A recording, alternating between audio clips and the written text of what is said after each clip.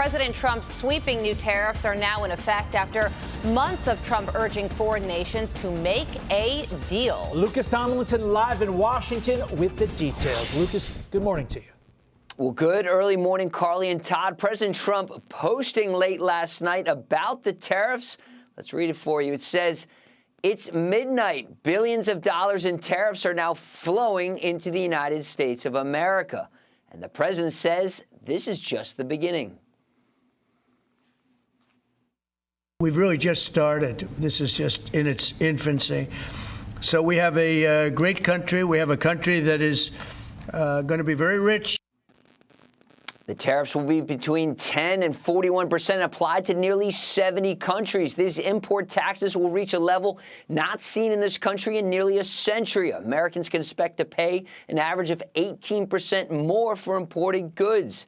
The highest tariffs will be reserved for Laos and Myanmar at 40% and Syria at 41%. For some context, guys, the U.S. only imports about $10 million worth of goods from Syria. Now, the president also signed an executive order slapping 25% tariffs on India now and another 25% for Russian oil imports, so 50% are doubling them by August 27th. Since Putin launched his full-scale invasion of Ukraine, Russia now exports 38% of its oil to India. Back in 2021, before the invasion, Russian oil exports to India were very minimal. Now, yesterday, Trump's special envoy Steve Witkoff visited the Kremlin to meet Russian President Vladimir Putin face-to-face, trying to negotiate an end to its war on Ukraine that has seen casualty figures on the European continent not seen since World War II. President Trump says he hopes to meet Putin as soon as next week. We had some very good talks with President Putin today, and there's a very good chance that we could be ending the end of that road. That road was long and continues to be long, but there's a good chance that there will be a meeting very soon. Now, it's not clear if Putin offered Trump any concessions to end the war in exchange for this meeting, this potential meeting. Carly, Todd? All right, Lucas Tomlinson live for us. Lucas, thank you. Let's bring in Georgia Congressman Rich McCormick, who sits on the House Armed Services Committee and House Foreign Affairs Committee. Congressman, good morning to you. Thank you so much for joining us ahead of what could be a pivotal moment. So what do you think about this potential meeting between President Trump and Vladimir Putin that could happen as soon as next week? I'd love to see the mood actually change in Europe. What we've seen so far are two countries that are a long ways off from any sort of negotiation point. President Trump has been very frustrated, especially with Vladimir Putin and his inability to actually make any sort of concessions. Putin has not been acting in good faith. He's been grinding this out. He has about 5 times the population, about 10 times the GDP, and he thinks he's going to win this war by actually just grinding Ukraine to a stop. But I hope that doesn't happen.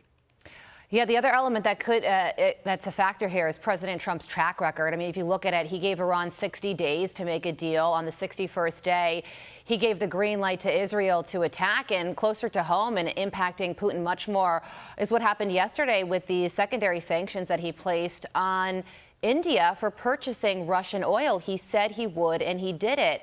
So the fact that Vladimir Putin knows that Donald Trump doesn't bluff has to be a factor here. Absolutely. I've been saying all along that India was the problem. Them buying and redisseminating Russian oil at a cheap rate is not good for anybody, especially for European countries, which are essentially funding this war through India also. Once we cut Russia off with their main income supply, they will be crippled. Quite frankly, I've said a long time ago, after talking to the Supreme Allied Commander, that this is a very winnable war without us dedicating any troops, by basically choking them off financially and also by giving Ukraine the means to fight back. They're a third world country, but they've done very well in this war despite their disadvantages because they're fighting for their homeland. When I went over to Kyiv and talked to President Zelensky, his only motivation was to survive. These people are going to try to fight for their homeland. They're a top 5 country in resources, which we can actually benefit from for generations. Otherwise, Russia controls those assets and will disseminate it to North Korea, Iran, and China. That's not good for us. Yeah, so, and you're right about that. I mean, if you think back to the beginning of this war, people gave Ukraine about 2 weeks, and look where we are right now, years later, and the map of Russian-controlled territory in Ukraine has barely changed. So if a negotiation does take place, what could it look like?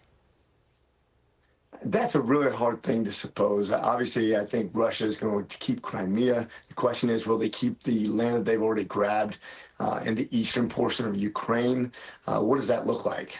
We've already made deals with resources out of Ukraine. How is that going to be affected? I'm sure Zelensky doesn't want to give any ground at all. So that's going to be the interesting point to see what Trump can actually reach on negotiations. Yeah. OK, so back here at home, there is this redistricting fight that is playing out. It started in Texas and now it is spreading. Vice President J.D. Vance is going to be meeting with Indiana Governor Mike Braun to talk about redistricting. On the Republican side also, there are conversations happening in other states, in Missouri and Florida. On the Democrat side, conversations about redistricting happening in California, New York, and Maryland. How do you feel about this, and how big will this get? I get a little bit worried. I mean, I want to win just like everybody else, but once everybody starts doing this, we end up with some really gerrymandered districts. It's not necessarily representative of what the United States is. This is why I think we've become more polarized over years, but maybe in some ways it will end up with more moderate districts, quite frankly, because people are trying to eke out wins. You'll end up with more moderate districts that people are trying to win, but it's going to go back and forth. You're going to spend a lot more money on re-elections. It's going to be interesting to see what the Democrats do in response to this, especially in California, where they have a semi-balanced approach to how they do reapportionment. But several states, especially heavily Democratic states, have been cheating at this for a long time. And this is our response, is basically trying to win back some seats. What they did with immigration to basically give them the volume for extra representation is the first step in the egregious process that we've had to slant elections towards them in the future. And I think this is just us pushing back in a very real way. Yeah, it is clear we are locked in a battle between red states and blue states right now, and we will watch as it all unfolds. Congressman, thank you so much for joining us this morning. We appreciate it. I'm Steve Ducey. I'm Brian Kilmeade. And I'm Ainsley Earhart. And click here to subscribe to the Fox News YouTube page to catch our hottest interviews and most compelling analysis.